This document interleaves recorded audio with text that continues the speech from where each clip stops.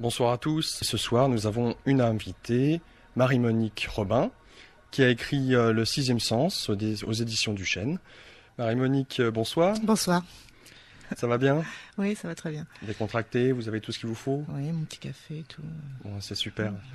Donc, Marie-Monique Robin, vous avez écrit un livre qui s'appelle Le Sixième Sens, aux éditions du Chêne, qui relate des faits scientifiques, prouvés, notamment historiques, sur l'existence de la télépathie, télékinésie, clairvoyance, précognition. Nous allons en parler un peu plus en profondeur. Nous avons toute la nuit jusqu'à ce que vous décidiez de partir. Donc nous aurons l'occasion, bien sûr, de se voir des auditeurs à l'antenne qui, pour l'instant, les lignes sont fermées. N'appelez pas tout de suite, merci.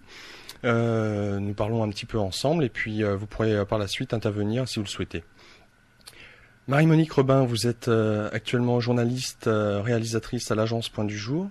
Oui, je suis plus à l'agence Point du Jour, mais enfin je suis freelance, oui. D'accord. Je fais des films, des documentaires pour la télévision, principalement. D'accord. Vous avez été journaliste grand reporter. Oui, toujours. Toujours, encore maintenant, ça c'est bien ça. Donc beaucoup voyagé, vu beaucoup de choses. Et vous avez écrit ce livre avec l'aide de Mario Varvoliglis, qui est président du Parapsychological Association, qui est l'organisme officiel de la parapsychologie scientifique et de l'Institut métaphysique international. C'est une fondation reconnue d'utilité publique et cet organisme est le seul qui existe en France. C'est bien cela? Tout à fait. L'IMI donc, a été créé en 1919 en fait, par des scientifiques français de renom à l'époque, dont le professeur Richer par exemple, qui a été prix Nobel de médecine, Camille Flammarion, l'astronome Camille Flammarion. Et cet organisme avait été créé un petit peu à l'image de ce qu'avaient fait les Britanniques quelques années plus tôt, à la fin du XIXe siècle, où des physiciens, des philosophes s'étaient réunis et avaient fondé ce qu'on appelle la SPR, la Society for Psychical Research, la Société pour la recherche psychique. Et ils s'étaient réunis en se disant qu'il fallait, je cite parce que je trouve que c'est très intéressant les mots qu'ils emploient, c'était en 1882, examiner sans préjugés dans un esprit scientifique ces facultés de l'homme, réelles ou supposées, qui apparaissent comme inexplicables par quelque hypothèse générale reconnue. Donc ils sont très prudents, mais ils se disent... On parle depuis toujours de télépathie, de clairvoyance, de fantômes, et ça vaut le coup quand même de travailler un peu là-dessus et de s'interroger. Donc qu'est-ce qu'ils ont fait dans un premier temps?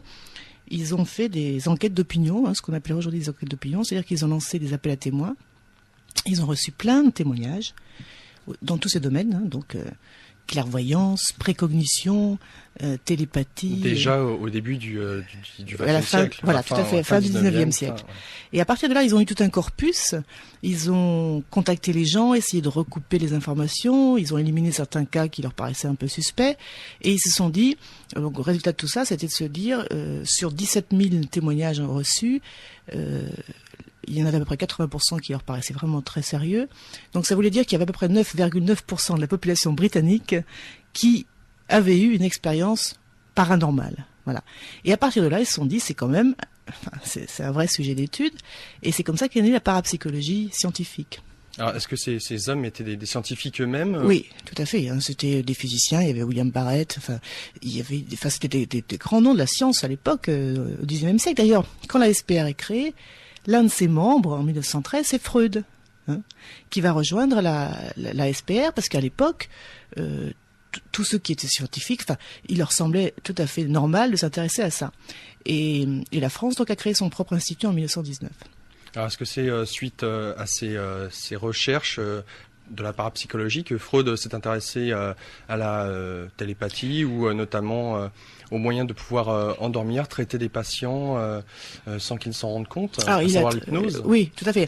Alors, en fait, Freud et la télépathie, c'est intéressant parce que vous vous rendez compte que très vite, il s'intéresse à la télépathie parce que notamment l'un de ses disciples, Ferenczi, lui raconte ce que d'autres parapsychologues, j'allais dire, d'autres psychanalystes vont rapporter par la suite, c'est qu'ils constatent que lors de thérapie, il y a des informations que le patient rapporte qu'il n'a pas pu avoir par des moyens dits normaux, c'est-à-dire soit par ses 5 sens, soit parce qu'il l'a lu.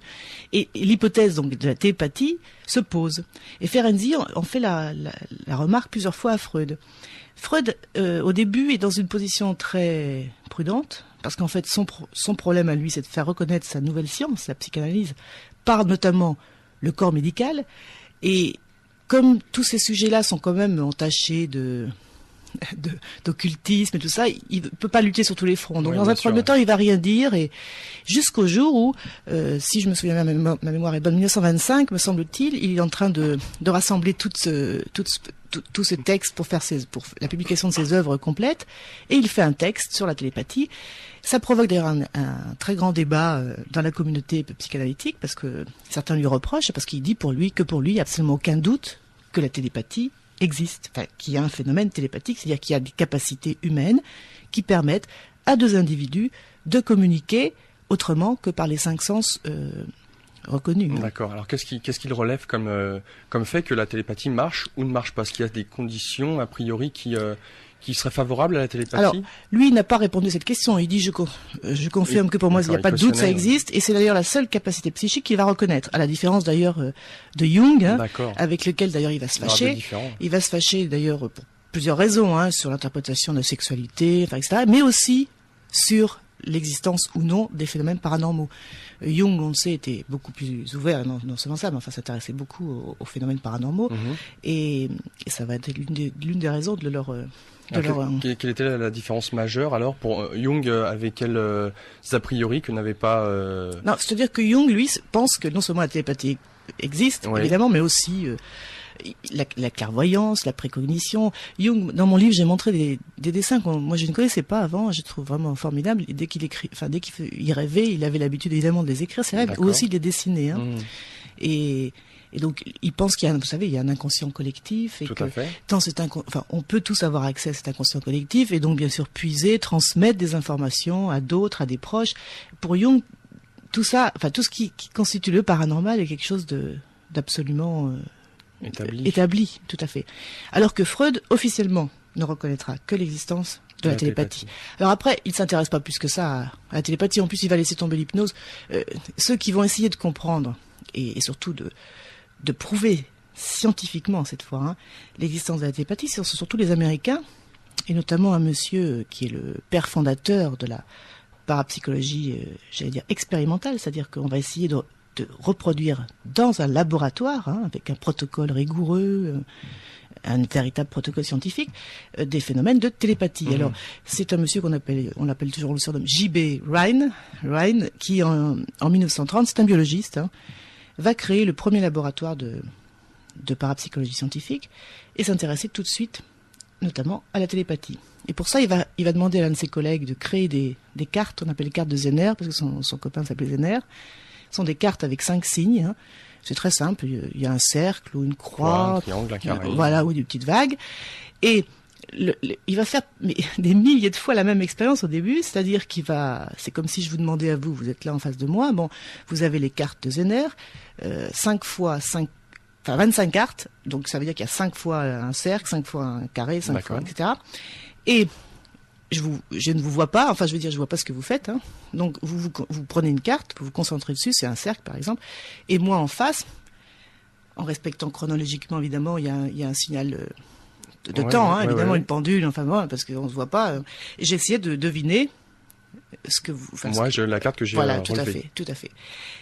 Et voilà, donc, et ça, ils l'ont fait des milliers de fois. Alors évidemment, pour que ça ait un sens, notamment quand on mène une expérience scientifique, qu'est-ce qu'on fait? On va développer un appareil statistique. Parce qu'évidemment, dans ce cas-là, c'est très simple, vous avez une chance sur 5 de tomber sur la bonne réponse, simplement par hasard, au fait du hasard.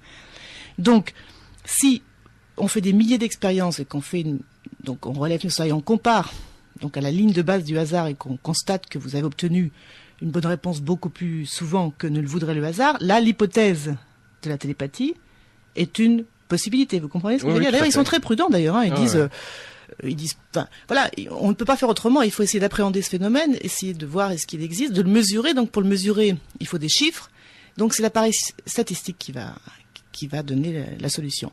Alors, il faut savoir qu'ils ont fait ça avec les cartes de Zener, mais ça a été reproduit dans plein de laboratoires. Et après, ils ont varié, évidemment. Par exemple, ils ont abandonné les cartes de Zener. L'autre manière de le faire, c'est par exemple, je trouve ça d'ailleurs très très intéressant, ce qui a été fait dans le laboratoire des rêves à New York, Oui. où un psychiatre de renom, j'insiste, parce que c'était pas un farfelu, quoi, hein, qui s'intéressait, lui, aux rêves. Bien sûr, on est dans le Dream Lab, c'est un très célèbre laboratoire. Et bien sûr, à un moment, quand on a constaté que statistiquement, on pouvait prouver l'existence de la télépathie, c'est-à-dire que c'était prouvé qu'il y avait un phénomène qui avait lieu, hein, on s'est intéressé aux conditions qui permettaient évidemment de le favoriser, parce que ça ne marche pas à tous les coups. D'accord. C'est bien ça qui fait la difficulté d'ailleurs, hein. C'est que ça ne marche pas à tous les coups, c'est pas mécanique. Oui, tout à fait. Donc l'intérêt est de voir quelles sont donc les conditions favorables à la prise en compte de cette télépathie. Voilà. Qu'est-ce qui fait que cette capacité émerge? Alors ils l'ont étudié de plein de manières. Là, bon, je fais un petit peu un résumé, mais sûr. On a toute la nuit. Oui, tout à fait. Bon, par exemple, dans les enquêtes d'opinion, hein, c'est-à-dire les gens qui ont raconté des histoires d'expériences personnelles de télépathie, on a constaté très souvent que la télépathie, elle a lieu entre des gens qui se connaissent et qui ont un lien affectif important. C'est-à-dire qu'elle a particulièrement lieu, par exemple, entre une mère et son enfant, entre deux conjoints, entre deux amis. Hein. Et c'est vrai que les gens qui nous écoutent, je suis sûr qu'ils ont tous eu une expérience plus ou moins similaire. Bon, alors voilà, on a constaté que pour la télépathie, il y a toujours un lien affectif. Un lien affectif entre qui favorise ce genre de choses. L'émetteur et le récepteur, hein, comme on dit.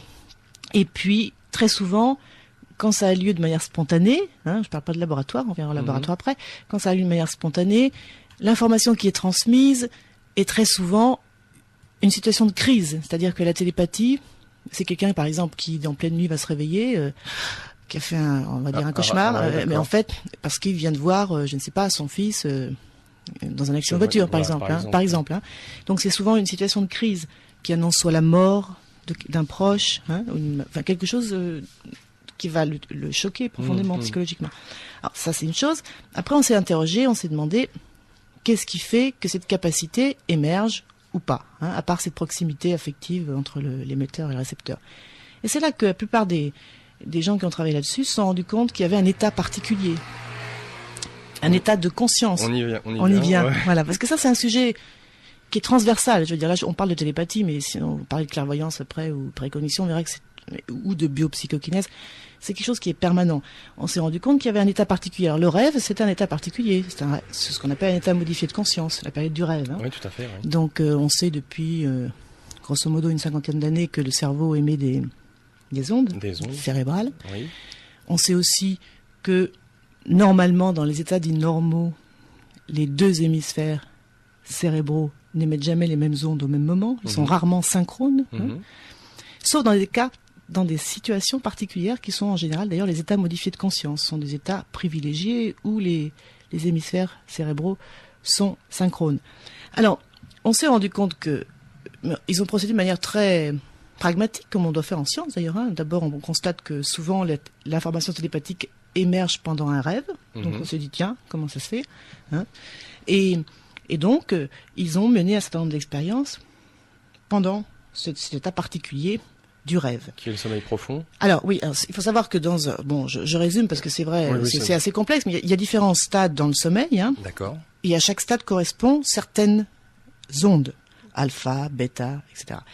Et en plus, dans une nuit, on sait qu'on a à peu près 5 périodes de rêve qui durent une vingtaine de minutes, hein, qui sont caractérisées par des ondes alpha, hein, et puis par voilà, plus qu'un clignement, hein, parce que ça vaut le coup d'essayer d'observer quelqu'un qui dort. Les animaux, c'est-à-dire que d'un côté le corps est complètement immobile, hein, rigide, j'allais dire, hein, mais quand la personne rentre dans une période de rêve, les yeux ont une activité, ils bougent très très rapidement. Hein, d'ailleurs, ce qu'on peut mesurer avec un oculogramme, ça s'appelle. Hein. Et donc, on peut très très facilement savoir quand quelqu'un rentre dans une période de rêve en lui mettant un électroencéphalogramme, parce qu'on voit quelles ondes il produit, et puis cet oculogramme qui permet d'enregistrer les mouvements des yeux. D'accord. Donc, ils se sont dit, si cet état favorise, c'est un état modifié de conscience, hein, et qui dit état modifié de conscience dit lâcher de la conscience, c'est-à-dire qu'on lâche prise. Ça veut dire que on oublie ma facture à payer demain, on l'a oublié. Enfin, on est dans un autre état mental. Hein. Et l'hypothèse, c'est que cet autre état mental permette l'émergence de capacités parallèles, justement, hein, qui fonctionnent autrement que dans un état de veille, qui peut se caractériser par le raisonnement, la rationalité, enfin, etc., théoriquement. Et dans cet état-là, on suppose qu'il y a des capacités parallèles qui fonctionnent. Bon. Et donc, qu'est-ce qu'ils ont fait donc pour revenir à Montag Ullmann? Montag Ullmann est donc psychiatre. Comme Freud, il a constaté pendant les thérapies qu'il avait avec ses patients qu'il y avait des phénomènes télépathiques qui avaient lieu de la même nature que ceux que Freud avait notés, ou Ferenczi. C'est-à-dire que parfois les patients, en cours de séance, livraient une information sur le thérapeute dont ils se demandaient d'où il l'avait eu. Alors bien sûr, à moins d'imaginer que le patient ait fait une enquête sur son thérapeute et veut le bluffer, mais c'était pas ça le but, quoi. Enfin, et donc, mais comment il sait ça? Et l'hypothèse, encore une fois, de la télépathie, c'est-à-dire que, vous savez, quand on est en thérapie, il y a une relation privilégiée qui s'établit tout de même entre le thérapeute et le patient. Ouais. Et on peut imaginer que justement cette relation, qui est quand même une relation de proximité, parce que c'est d'où le lien affectif, permette de devoir éventuellement de puiser dans cette conscience collective et d'avoir l'information. Tout à fait, des informations sur la personne que vous avez en face de vous, comme ça, de manière, je vais dire, intuitive, parallèle, tout ce qu'on veut, parce que spontané. Bon.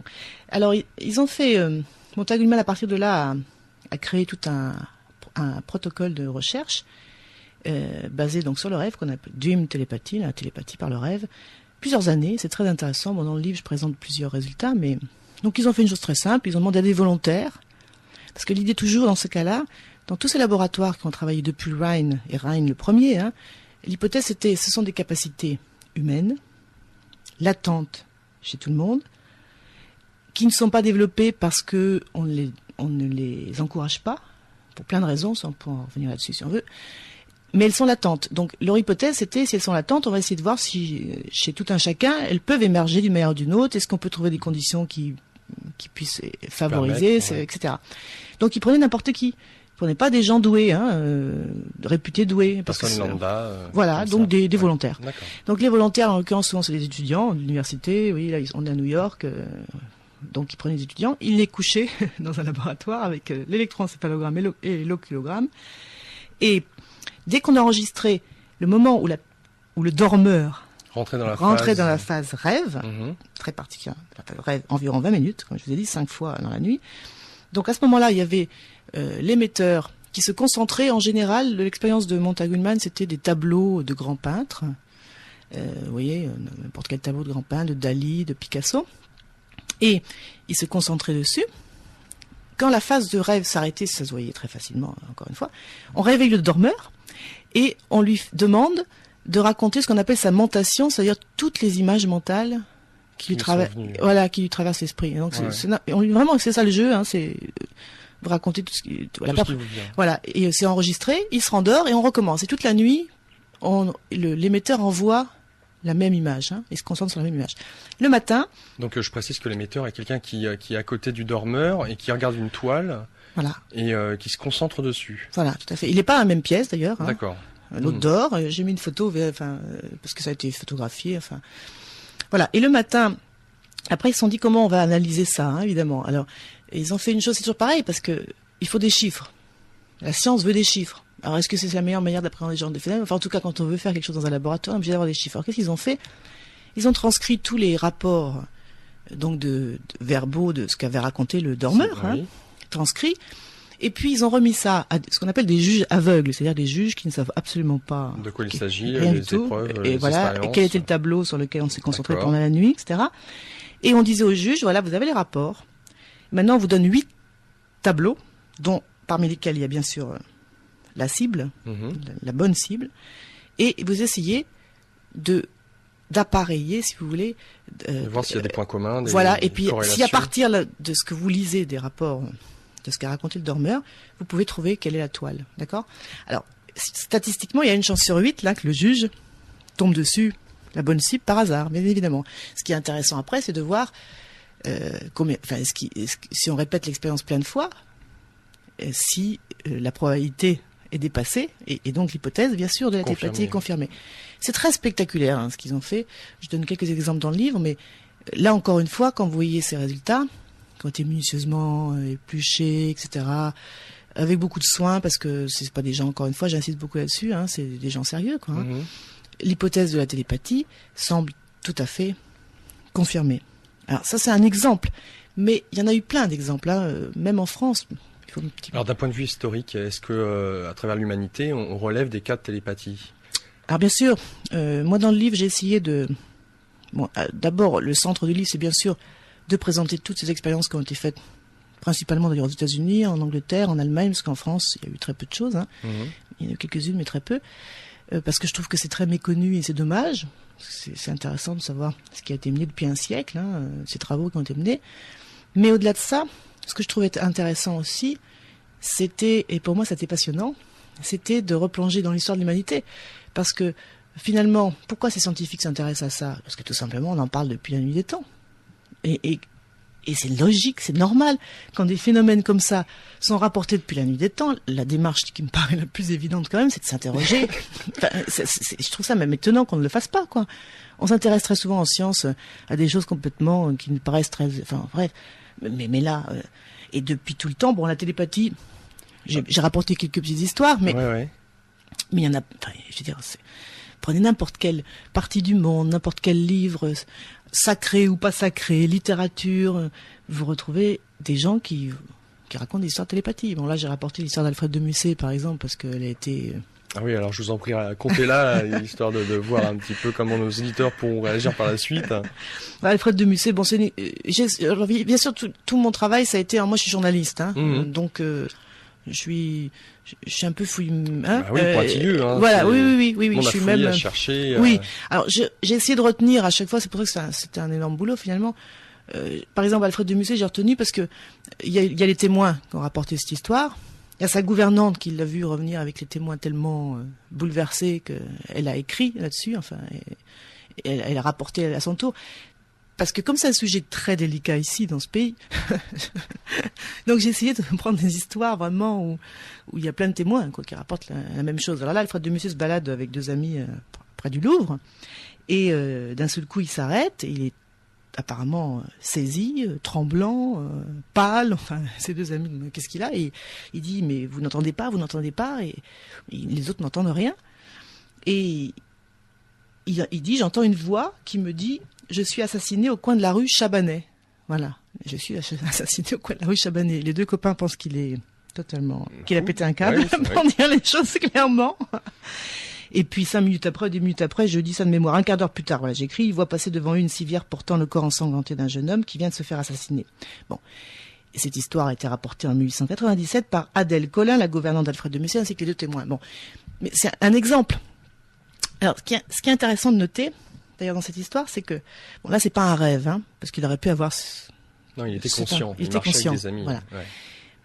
Quand ce genre d'informations arrive dans des rêves, ils ont constaté, je dis ils, les gens qui ont travaillé là-dessus, les parapsychologues, pour dire les choses simplement, par exemple, les rêves prémonitoires, hein, les rêves qui font que le matin, on se réveille et on a fait un rêve prémonitoire, soit que, je sais pas, un ami va se faire tuer, ou il y a une catastrophe qui va... Bon. Ce qui caractérise ce genre de rêve, c'est qu'il laisse une marque extrêmement profonde sur la personne qui l'a vécu, à la différence des autres rêves, disons, normaux, hein, qu'on oublie et on passe à autre chose. Tellement forte que la personne éprouve le besoin d'en parler à son entourage, qu'elle est obsédée par cette histoire toute la journée, qu'elle casse les pieds à tout le monde, ou qu'elle va l'écrire dans un journal personnel, ou qu'elle va écrire dans une lettre. Enfin, et ça, c'est très intéressant parce que ça permet, quand les parapsychologues font des enquêtes de cas spontanés, hein, comme on dit, c'est le mot consacré. Ouais. Ils reçoivent plein de lettres, bon. Puis après, ils recontactent les gens et ils font ce travail de recherche. C'est-à-dire, est-ce qu'il y a eu, au moment des faits, une trace dans un journal personnel? Est-ce qu'il y a des témoins qui... Et ça permet quand même d'évacuer un certain nombre d'histoires frauduleuses ou pas très... Ouais. Voilà. Et donc ça, c'est important parce que c'est la preuve, entre guillemets... D'étayer la recherche scientifique, d'accord. Oui, tout à fait. Alors notamment aussi sur les tribus aborigènes, ça c'est magnifique, d'Australie, que je trouvais quand même assez intéressante. Hein. Ouais. Donc à travers la brousse, pouvoir communiquer comme ça par télépathie, en disant, voilà, je me trouve à tel endroit, je t'attends. C'est d'une colline à l'autre. Ouais. Ça c'est un anthropologue. Alors bien sûr, une grande partie de mes sources, enfin entre guillemets, hein, c'est les anthropologues, les ethnologues ont fait un énorme travail, bien sûr. Bon là, c'est Elkin qui est l'un des grands spécialistes des aborigènes en Australie, qui rapportent ce genre d'histoire, mais pas seulement. Hein. Elkin rapporte des histoires de guérison, de voyance. Alors on y reviendra, parce que chez les aborigènes de tous bords, hein, que ce soit en Amérique du Sud, en Afrique ou en Australie, c'est chose relativement fréquente, on pourrait dire, et admise surtout. Tout à fait. Alors, et là encore, par exemple les chamans. Moi, mon terrain, c'est l'Amérique latine. Hein. Je suis allé plus de 80 fois en Amérique latine, donc j'ai voyagé beaucoup pour mes reportages. Je continue de voyager beaucoup. Et les chamans, par exemple, sujet que je connaissais bien, que j'ai rencontré en Bolivie, que j'ai rencontré un peu partout, dans tout le continent, au Pérou, en Équateur. Ils ont ces capacités, disent-ils, et dit la communauté dans laquelle ils vivent, capacités donc paranormales, qui sont aussi bien cette télépathie dont on parlait à l'instant, la capacité de voir à distance, la capacité de soigner, de guérir, et toujours, pour cela, ils entrent dans un état modifié de conscience. Et pour ça, ils prennent en général des substances hallucinogènes, hein. L'ayahuasca par exemple pour les Indiens, je parlais d'Amérique latine, le champignon mexicain, etc.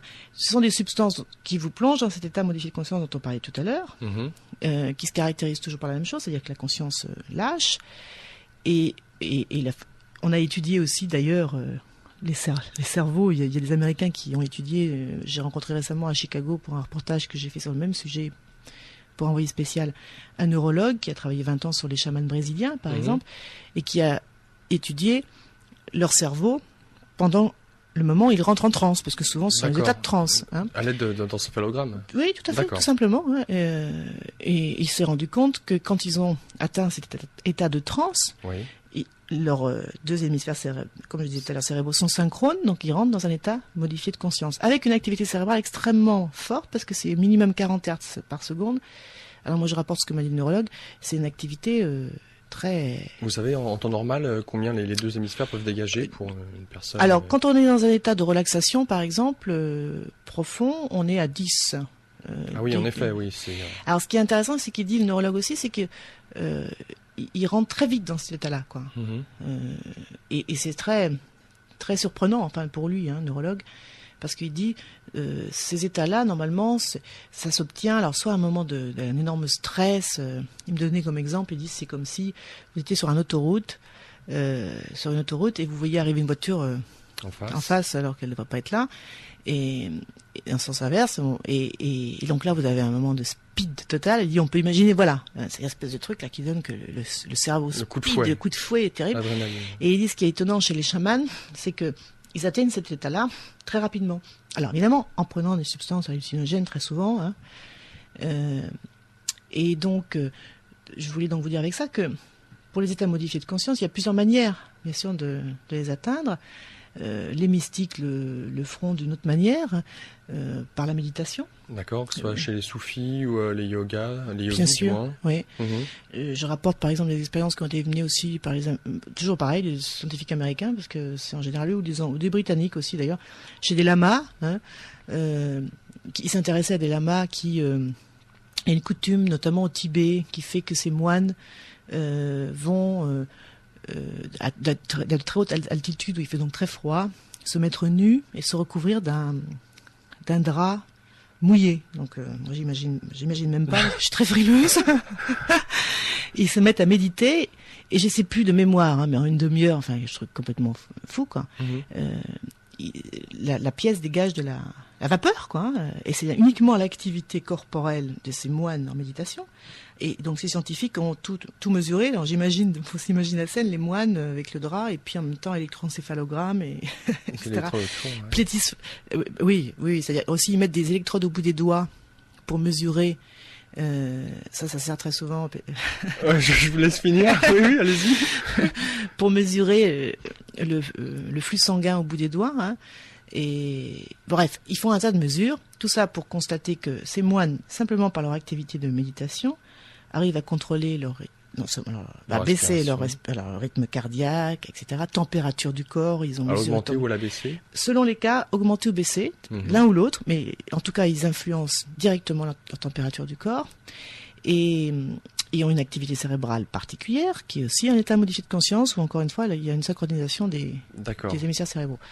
Donc, l'hypnose est aussi un autre état modifié de conscience, hein, Vous avez aussi la transe mystique, on en a parlé, et aussi un autre état.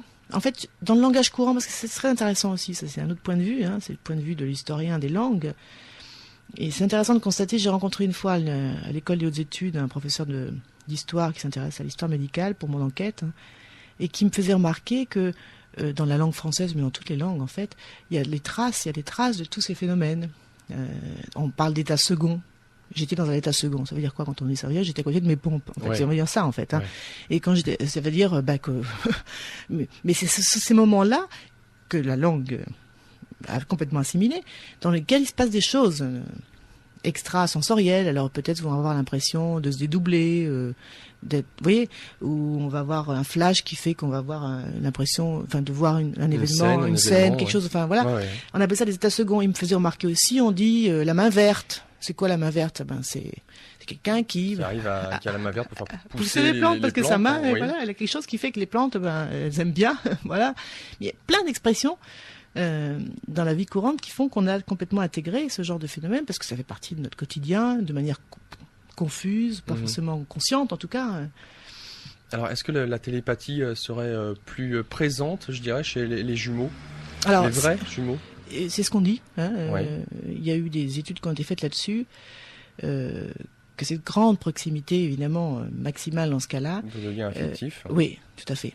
Non, tout à fait. Ouais. Ça a été. Il y a eu beaucoup d'études de fait là-dessus, sur la proximité des jumeaux et leur capacité de communiquer à distance, autrement que par téléphone, etc. Ou de faire les mêmes choses au même moment. Tout à fait. Oui.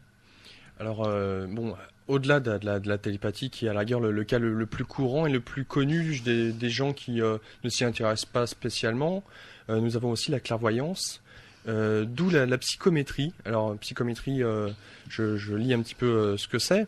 Deviner l'histoire d'un objet. Ou alors la radiesthésie, qui c'est la même chose, sauf que ça se fait avec un pendule. Alors, qu'est-ce que vous pourriez nous dire sur la psychométrie, des expériences qui ont été faites, ou notamment d'un point de vue historique, d'où cela peut remonter? Pour terminer avec la télépathie, parce je vous en prie. Voilà, faut savoir que la télépathie est un sujet qui a beaucoup intéressé, notamment les soviétiques. On en reparlera après, mais c'est important parce que les soviétiques, qui étaient pas vraiment, on peut pas les soupçonner de s'intéresser à l'au-delà et je ne sais quoi. Non, mais ils avaient une démarche très scientifique, et ils ont bien sûr compris, avant les Américains, que c'était important de vérifier si ces capacités existaient dans un but de stratégie militaire, évidemment. Alors il y a un type qui était un grand monsieur, l'université de Leningrad, qui s'appelle Vassiliev, qui lui a émis, dès qu'il a constaté la même chose que ce que je viens de vous dire, on a fait un petit peu le tour, mais il y a d'autres expériences, il y a Varcollier, il y a Upton Sinclair, etc. Il a constaté la même chose, c'est que ça marchait. Bon, voilà. Après il s'est dit, c'est quoi? Comment on peut expliquer ça? Et il voulait l'expliquer de manière scientifique, Donc il a émis l'hypothèse que c'était des ondes, que c'était que la transmission se faisait de manière électromagnétique. En plus, c'était le début, on venait de découvrir qu'il y avait des ondes cérébrales, donc on se disait, c'est peut-être le cerveau est peut-être comme une radio, elle émet des ondes, elle en capte, et voilà, et on a expliqué le phénomène télépathique. Récepteur. Donc il s'est dit, je vais mettre mon émetteur et mon récepteur dans une cage Faraday, parce que la cage Faraday coupe les ondes, et on verra si ça marche quand même, sauf que ça marchait quand même. Donc il était très embêté, parce que finalement, l'hypothèse électromagnétique tombait à l'eau. Donc voilà, je voulais dire ça parce que c'est important de le préciser. Voilà, après il y a les Américains, notamment la marine, comment il s'appelait ce monsieur, Stefan Schwartz, il s'est dit la même chose, il s'est dit on va refaire les mêmes expériences, mais cette fois-ci on va mettre notre émetteur et notre récepteur, on va mettre l'émetteur dans un sous-marin. Et l'eau, évidemment, l'océan avait la même vertu que la cage Faraday, c'était de couper les ondes. Et ça marchait de la même manière. Bon, voilà. Pour vous dire, quand j'ai dit qu'ils mènent des expériences, ils ont été loin pour voir jusqu'où ça pouvait aller. Voilà. Et non seulement en Occident, mais aussi chez les Soviétiques, qui avaient une démarche purement scientifique, parce qu'on peut toujours dire, qu'ils pensaient qu'ils allaient trouver des ondes, point, voilà, quoi, de basse fréquence. Ils avaient eu peut-être que ce seraient des ondes de basse fréquence. Et malheureusement, c'est pas ça. On sait toujours pas ce que c'est d'ailleurs. D'accord. Voilà. Alors pour ce qui est de la clairvoyance, qui est l'autre grande capacité psychique, je préfère dire capacité psychique que paranormale, parce que finalement paranormal, c'est un peu un terme fourre-tout. Un peu péjoratif peut-être aussi. Oui, du coup, en tout cas, dans notre société, ça finit par être un peu péjoratif et pas sérieux. Alors donc, je préfère dire capacité psychique. La clairvoyance, donc, c'est la capacité de voir des événements, soit dans le passé, donc ça, dans ce cas-là, c'est la rétrocognition, hein, c'est-à-dire on voit des événements qui ont eu dans le passé, ou dans le présent. Donc là, on est dans la vision à distance, c'est-à-dire que moi, par exemple, je serais capable de vous dire qu'est-ce qui se passe dans une rue, je sais pas, vous voyez, oui, tout à fait, sans être présent physiquement. D'accord. Et ou dans le futur. Alors souvent, on confond, nous, dans notre manière de parler, voyance, on ne pense qu'au futur, parce qu'il y a l'image des voyants, effectivement, que les gens vont voir, surtout pour savoir ce qui va se passer dans le futur. Mais a priori, un voyant serait capable de lire aussi bien le passé, le présent, que le futur. Oui. Sauf que la pratique professionnelle fait que souvent, enfin, en général, c'est plutôt tourné vers le futur. Donc, cette capacité, soit elle s'exerce de manière spontanée comme ça, ou alors elle passe par un outil, un objet, voilà. Hein. Donc la radiesthésie, effectivement, avec un pendule, mais qui ne sont que des supports, hein, des supports de voyance. Ça peut être autre chose, hein, ça peut être des cartes de tarot, ça peut être. Alors là, c'est très intéressant de voir ça.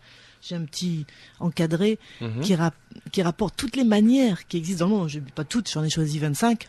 Mais il y en a des centaines qui existent dans le monde, tous les supports qui existent dans le monde, les supports à la voyance. Hein. C'est formidable. Enfin, depuis la nuit des temps, hein, vraiment.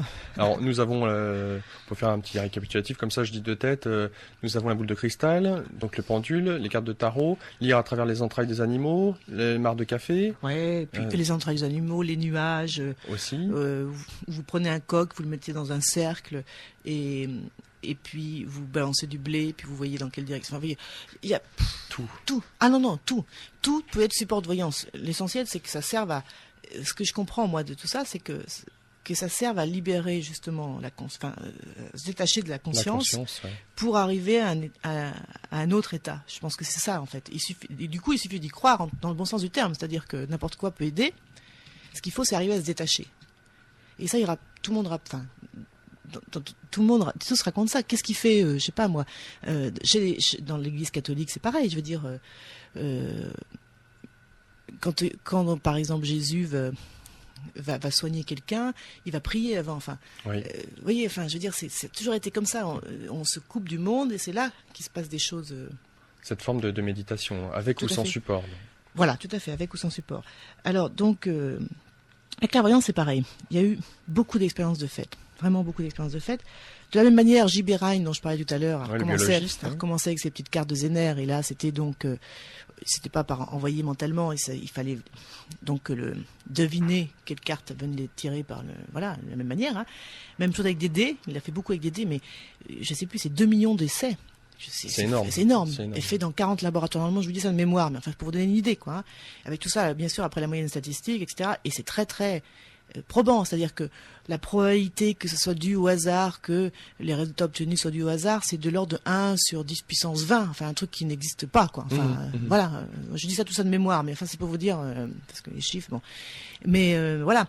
Donc, on a fait ça. Et on a fait aussi, alors ça, c'est ce qu'on appelle des expériences de choix forcés, c'est-à-dire il y a des signes particuliers où on lance un dé, on essaie de, il lance le dé, et puis l'autre essaie de savoir si c'est le 2, le 4 ou le 6 qui sont sortis.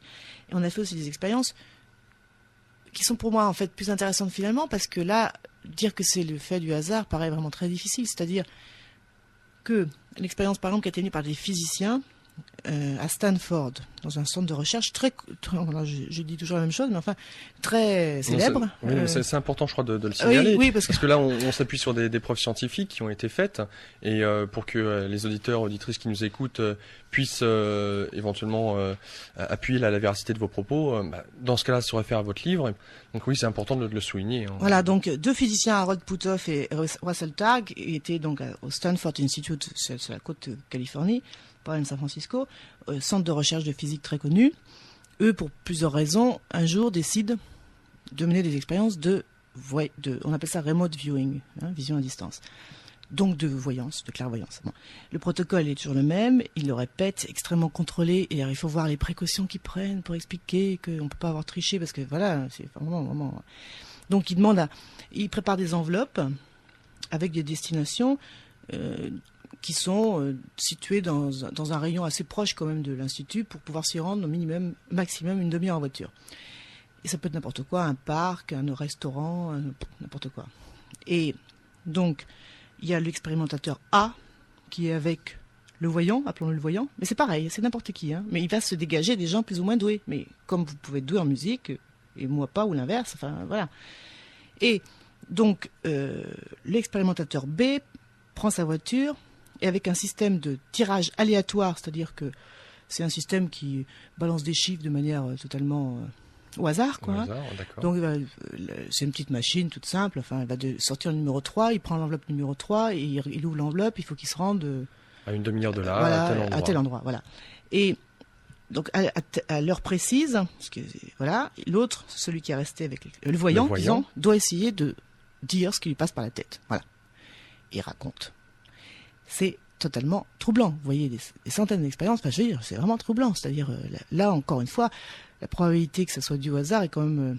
minime. Bah oui, mais il y a plein d'exemples, quoi. Hein. Oui, vous en citez pas mal dans votre livre. Oui, parce qu'ils ont tout enregistré. Alors après, même démarche, c'est-à-dire que quand il rentre, tout est transcrit, ce qui a été enregistré, donc de ce qu'il a vu, et ensuite c'est remis à des juges aveugles, comme je vous disais tout à l'heure, qui vont donc essayer, pareil, on va leur donner plusieurs destinations, ils vont aller sur place, se rendre compte par eux-mêmes. Voilà, et sans savoir laquelle est la bonne, évidemment, mais simplement avec le rapport de ce que le voyant aura vu, essayer de trouver quel est le bon endroit. Et souvent, très souvent, il trouve le bon endroit. D'accord ? Alors, ça a été fait, ce protocole a été repris très souvent, y compris donc par un organisme qui s'appelle la CIA, n'est-ce pas ? Ah oui, alors là, c'est très intéressant. Oui. Un service secret américain qui vont découvrir... c'est toute une histoire. Parce qui vont se pencher, donc suite à ces recherches, vont se pencher davantage dessus et voir éventuellement s'ils peuvent pas en tirer bénéfice. Voilà, et qui vont avoir vent, tout à fait par hasard, des expériences que menaient les soviétiques. Je vous en parlais avant, hein, ouais. Qui menaient donc des expériences sur la télépathie, mais aussi sur la vision à distance, et la psychokinèse, qui est l'action de l'esprit sur la matière. Évidemment, domaine dont on comprend l'intérêt pour des organismes tels de que défense la CIA, et de KGB, renseignement. ouais. Tout à fait. Concrètement, ça veut dire quoi ? Ça veut dire que moi, assis ici dans ce studio, je peux rentrer mentalement, enfin si ça marche, dans un lieu secret où on fabrique je sais pas quelle bombe, enfin où je peux influencer à distance si ça s'avère exact. Enfin, donc ils ont travaillé là-dessus et donc les Américains découvrent ça à la faveur d'ailleurs d'un colloque qui s'est tenu à Leningrad à l'époque, on disait, et où étaient invités des chercheurs américains. Les soviétiques appelaient ça la psychotronique, c'est pas ça la parapsychologie, mais bon, c'était pareil. Et ils présentent un film fait dans un laboratoire soviétique, fait sur une femme qui s'appelait la Nina Kougalina, qui est restée une grande star de là-bas, et puis dans le monde entier, parce que elle faisait donc de la psychokinèse, notamment. Elle déplaçait des objets pas très lourds, mais des balles de ping-pong, où elle faisait une boussole, elle la déplaçait mentalement. Et de manière tellement impressionnante que donc des chercheurs français, d'ailleurs, sont allés la voir, américains, etc. Donc en tout cas, les Américains découvrent que les Soviétiques travaillent là-dessus, et donc vent de panique, ils se disent et nous, et donc ils débloquent 20 millions de dollars, et ils travaillent pendant 20 ans dans un programme qui s'appelle Stargate, qui va se terminer au milieu des années 90, qui est tout à fait public là-dessus, parce qu'il y a eu 1% des recherches qui ont été publiées, déclassifiées, et présenté au Congrès. Moi, par exemple, j'ai vu des émissions de télé là-dessus, enfin des gens qui ont parlé du Congrès. Enfin, je veux dire, on est aux États-Unis, ça paraît assez difficile d'imaginer ça en France, que la DGSE se pointe en disant on a recruté des voyants pendant 20 ans. Mais enfin, en tout cas, là-bas, c'est vraiment notoriété publique. Enfin, ça a été publié, tout ça. Qu'est-ce qu'ils ont fait ? Ils ont donc engagé des voyants. Là, ils ont pris des gens doués. Donc, à dire, pour le faire, ils ont testé des gens. D'accord. Qui se présentaient en disant qu'ils étaient doués. Et dont un que je connais personnellement parce que je l'ai filmé pour mon film sur l'armée spéciale, et c'est totalement étonnant. Il s'appelle Joseph McMoneagle. C'est totalement étonnant pour plein de raisons, parce que ce monsieur qui était un agent de la CIA a eu ce qu'on appelle une NDE, une expérience de mort imminente, autre état modifié de conscience, évidemment. On y reviendra par la suite. Ouais. Et il a failli mourir, enfin son cœur s'est arrêté plusieurs minutes. Il s'est retrouvé donc en réanimation et il raconte toute son expérience de mort imminente. Puis surtout, il raconte quand il s'est réveillé qu'il entendait, enfin, qu'il répondait à des questions avant qu'on lui ait posé, quoi. Enfin, en fait, il commençait à avoir des capacités psychiques qui l'ont complètement perturbé, parce que pendant 8 ans, il a fait comme si de rien n'était. Ouais. Je me demandais s'il était fou. Jusqu'au jour où il apprend que la CIA pour laquelle il travaille développe ce programme, cherche des volontaires pour être testés, et lui il se dit, moi, je vais y aller, parce que moi, ça... je serai couvert, on ne prendra pas pour un fou. Voilà. Et Joseph, donc, finalement, fait un test. C'est assez étonnant, le résultat, parce que on lui donne le numéro de sécurité sociale d'un agent de la CIA, on lui dit il est quelque part dans les États-Unis, enfin, à ce moment précis. Il avait que le numéro de la sécurité sociale de son collègue, et maintenant, dis-nous où il est, quoi. Et il dessine l'endroit, enfin, c'est totalement bluffant.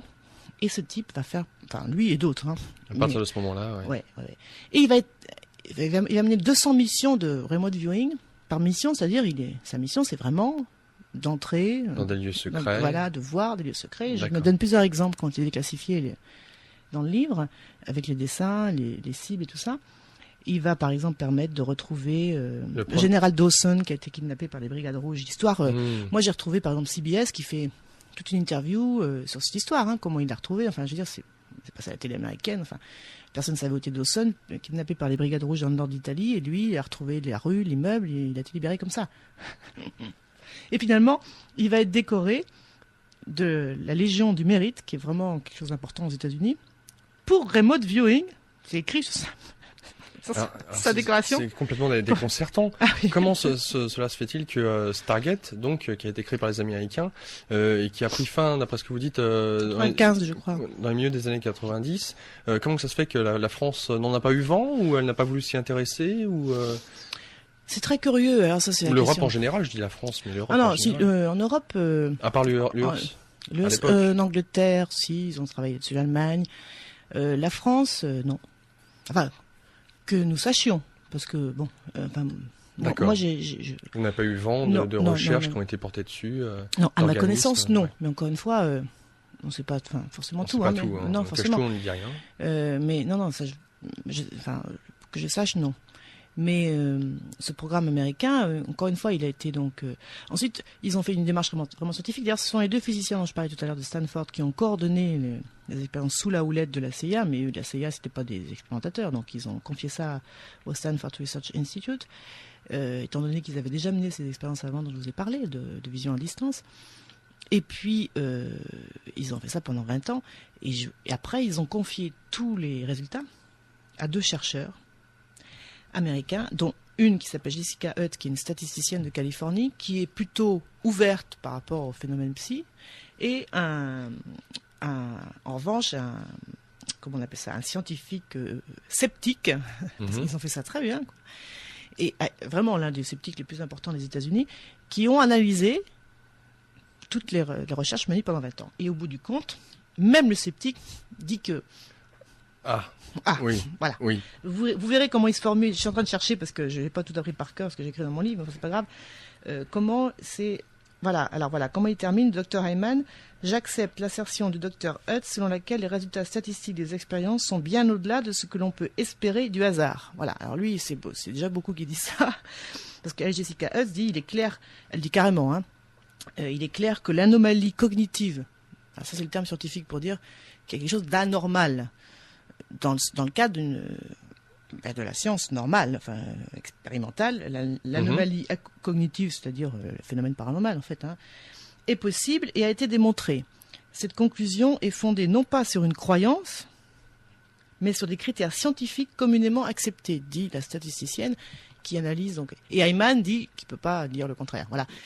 Mais tout ça c'est publié. Je veux dire encore une fois, Newsweek a fait des rapports là-dessus. Je veux dire, on n'est pas dans le Oui, dans le surnaturel, c'est des choses qui ont été abordées depuis relativement longtemps, on peut dire ça maintenant comme ça, ne serait-ce que d'un point de vue historique, comme vous le disiez tout à l'heure, à travers les chamans, les yogis, les lamas. Oui, non, mais ce que je voulais dire par là, c'est que ce programme, ça a été analysé par des gens sérieux qui ont publié.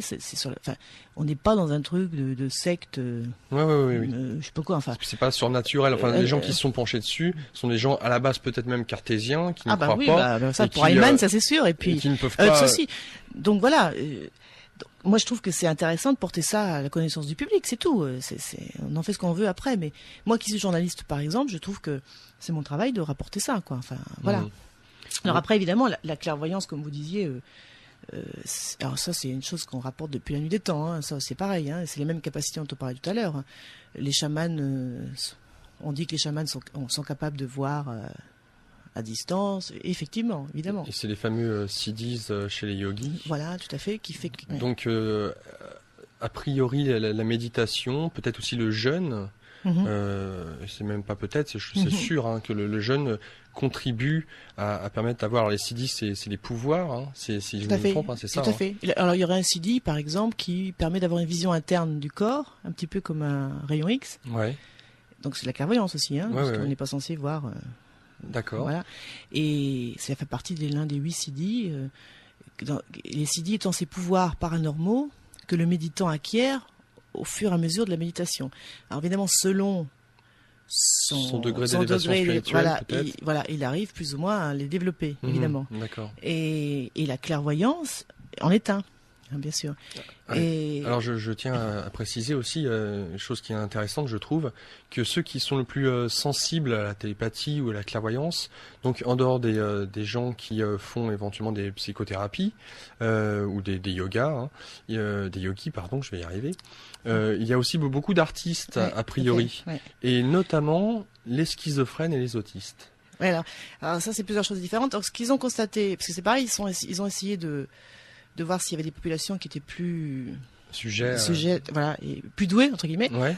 Donc ils ont mis une expérience avec la Juilliard School, qui est une école prestigieuse artistique hein, de New York. Ouais. Et ils ont pris ce public-là en particulier. Ils ont constaté que dans des expériences de clairvoyance, que ce soit avec les cartes de Zener dont je parlais tout à l'heure, ou avec des dés ou n'importe quel support, ils avaient des résultats nettement supérieurs à la moyenne, mais vraiment nettement supérieurs. On a constaté aussi, ça c'est une expérience que je trouve très intéressante, qui a été menée par Gertrude Schmeidler, qui a travaillé notamment avec les artistes dont je parlais tout à l'heure, dont je viens de parler. Elle s'est intéressée à un phénomène qu'on appelle l'effet mouton-chèvre. Oui. C'est-à-dire que c'est les croyants et les non-croyants, hein, d'après l'image de la Bible. Et la question c'était de savoir, est-ce que les résultats sont différents selon qu'on l'on croit à l'existence des phénomènes paranormaux ou pas. Question intéressante aussi. Est-ce que la foi, la croyance en quelque chose agit sur le degré de la réceptivité Voilà. D'accord. Est-ce que ça crée des conditions particulières qui font que les phénomènes se produisent plus facilement? Alors, chose que la tradition religieuse, philosophique dit que oui, on dit que la foi soulève des montagnes, qu'avec ça on peut faire, etc. Ouais. Alors, elle a constaté, c'est très intéressant, donc elle a pris un groupe d'étudiants, elle leur a fait remplir un questionnaire pour savoir s'ils croyaient ou pas à la télépathie, etc. Alors, c'était très simple. Hein. Et puis elle les a classés, sont les moutons et les chèvres, ceux qui croient et ceux qui ne croient pas.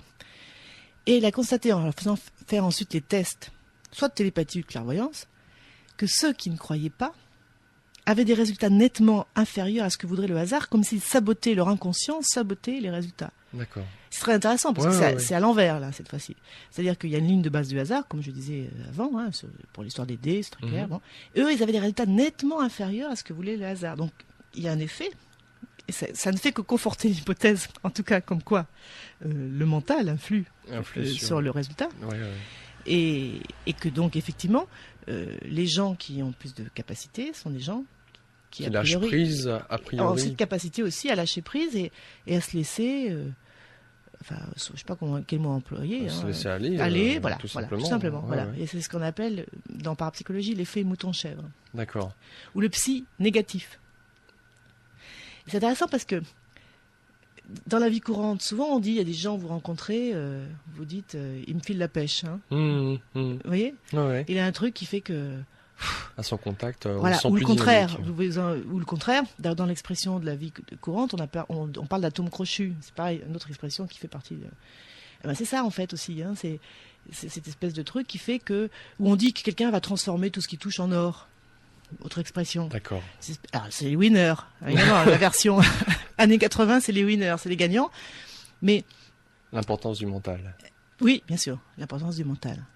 Et on est là-dedans, on est en train, en fait, avec tout ça, parce que moi, ce qui m'intéressait dans cette histoire, finalement, c'est que ce que j'ai compris aussi, c'est que derrière tout ça, c'était la grande énigme de la conscience. C'est quoi la conscience, en fait? Et on tourne toujours autour de ça. Une énigme qu'on n'a toujours pas résolue, parce qu'on a beau dire tout ce qu'on veut, hein, il faut rester très humble, finalement, parce que on ne sait pas ce que c'est que la conscience, toujours pas. Et derrière tout ça, alors on peut parler de mental, on peut parler, enfin... Et on tourne autour de ça, en tout cas, avec ces sujets-là. Alors peut-être plus on s'aperçoit qu'on en apprend, et plus on s'aperçoit qu'on en sait moins. Peut-être aussi. Oui. A priori. Je pense que la conscience, c'est vrai que pour l'instant, on ne sait pas ce que c'est. Ce qui est sûr aussi, c'est qu'on connaît très peu le fonctionnement du cerveau. C'est un domaine dans lequel on avance très vite en ce moment, mais c'est vrai que c'est l'une des parties du corps qu'on connaît le moins. Je pense que il est possible que dans les années qui viennent, tout de même, on commence un petit peu plus à approcher ce que c'est, à comprendre ce qu'est la conscience. Alors on se servirait de combien de pourcentage de nos capacités du cerveau en général? C'est quoi, 5%? 5%, oui, ouais. Oui, tout à fait. Oui. Donc peut-être que le reste correspondrait à ce grand point d'interrogation que nous nous posons, peut-être. Bien sûr, peut-être. Oui, peut-être. C'est une hypothèse. En tout cas, c'est vrai que c'est intéressant de voir qu'actuellement,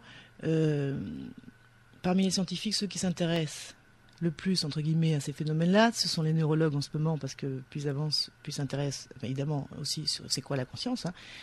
Et certains physiciens, c'est assez curieux, parce qu'en fait, la physique, par définition, c'est une science dure, qui était très contre ce genre de... Oui. Enfin, je veux dire, s'intéressait pas du tout à ce genre de phénomène, surtout à la fin du siècle dernier. Mais avec la physique quantique, finalement, pour ceux qui s'intéressent en tout cas à la physique quantique, eh bien, on se rend compte aussi du coup, ça les ramène vers... Alors, quelque part, peut-être dans l'avenir, auront-on la chance de voir la science et le spirituel se lier, l'un expliquant l'autre. Peut-être qu'on va on va revenir à... Parce que finalement, ce que je trouve assez surprenant, en France, c'est très difficile de parler de ce genre de sujet sans se trouver accusé de je sais pas quoi, d'être fou, d'être... Voilà. Mais il faut quand même pas oublier que jusqu'à Descartes, il y avait deux manières d'aborder le monde, mais qui n'étaient pas du tout antagonistes, qui étaient complémentaires. Il y avait la méthode scientifique, rationnelle, qui était une manière de voir le monde, mais il y avait aussi la méthode spirituelle, intuitive, donc qui était plus le domaine de la religion et de la philosophie. Mais ces deux manières se complétaient. D'ailleurs, souvent, on était philosophe, mathématicien, et c'était deux manières d'aborder l'objet qu'est la vie, mais pas du tout antagoniste. Et c'est malheureux de voir aujourd'hui qu'on a... Il y a eu cette séparation, cette scission entre les deux. Très draconienne, quoi. Hein. Ce qui est d'autant plus intéressant, c'est que Descartes s'est intéressé à tout ça. Ah oui, oui, c'est ça que j'ai découvert. C'est ça qui est le plus spectaculaire dans notre système dit cartésien, où on ne se fie qu'à la matière oui, Descartes s'est intéressé à ça. Oui, tout à fait. Alors que c'est vrai qu'on schématise souvent en disant Descartes, séparation de la matière et de l'esprit, le dualisme cartésien, etc. En fait, Descartes, par exemple, est le premier à avoir essayé d'émettre une théorie physique de la télépathie. Il imagine l'existence de particules de matière subtile qui permettraient de transporter l'information. Parce qu'en fait, aussi derrière tout ça, on disait que c'est la conscience, l'énigme de la conscience, mais c'est aussi l'information, comment elle circule. Est-ce qu'elle circule d'ailleurs? Parce que peut-être qu'elle ne circule pas, il faut imaginer autre chose. Hein. En tout cas, c'est l'information, comment elle va d'un point à l'autre. Et Descartes donc s'est intéressé à ça, tout comme il s'est intéressé à la psychokinèse, c'est-à-dire l'action de l'esprit sur la matière. Alors ça, c'est encore plus étonnant. Il dit dans une lettre à la princesse Palatine, c'est très joli, il faudrait que je vous retrouve... Voilà, ça y est, vous avez retrouvé ce que vous cherchiez. Je vous rappelle, auditeurs et auditrices, que nous sommes avec Marie-Monique Robin, qui a écrit un livre aux éditions du Chêne qui s'appelle Le Sixième Sens, qui met en avant l'effet scientifique de tout ce qui a trait au paranormal, tout simplement, donc télépathie, clairvoyance, NDE et autres. Nous en parlons ce soir avec vous, Marie-Monique. Donc vous disiez... Donc voilà, je disais par exemple Descartes. Il a écrit une lettre donc à la princesse Palatine en 1646. Oui. J'ose croire que la joie intérieure a quelque force secrète pour se rendre la fortune plus favorable. Je ne voudrais pas écrire ceci à des personnes qui auraient l'esprit faible, de peur de les induire en quelque superstition. Toutefois, j'ai une infinité d'expériences pour confirmer mon opinion. Donc il veut dire qu'il pense que par notre mental, on peut influencer le hasard et voilà quoi. Ce qui rejoint donc la science quantique. Bien sûr, tout à fait, bien sûr. Et ça, c'est Descartes. Mais ce qui est intéressant aussi dans la recherche de ce bouquin, hein, c'est aussi de retrouver. Il y a par exemple des citations de Einstein, que je trouve totalement étonnantes, quoi. Hein, mais Einstein, Freud, enfin, un tas de gens dont on ne soupçonnerait pas qui se sont posés des questions dans ce domaine-là et qui l'ont fait, quoi. Et depuis tout le temps. Ce sont des phrases qu'on a oubliées, tout comme on a oublié que Newton, on a gardé que le Newton qui nous arrange, quoi, le Newton de la pomme qui tombe et de la loi déterministe qui fait que la gravité. Mais Newton était aussi un alchimiste, et ça c'est gommé de sa biographie, son cursus, voilà. Donc ce que je trouve intéressant, c'est par exemple, Einstein dit les gens. Einstein, donc je rappelle, prix Nobel de physique, la théorie de la relativité.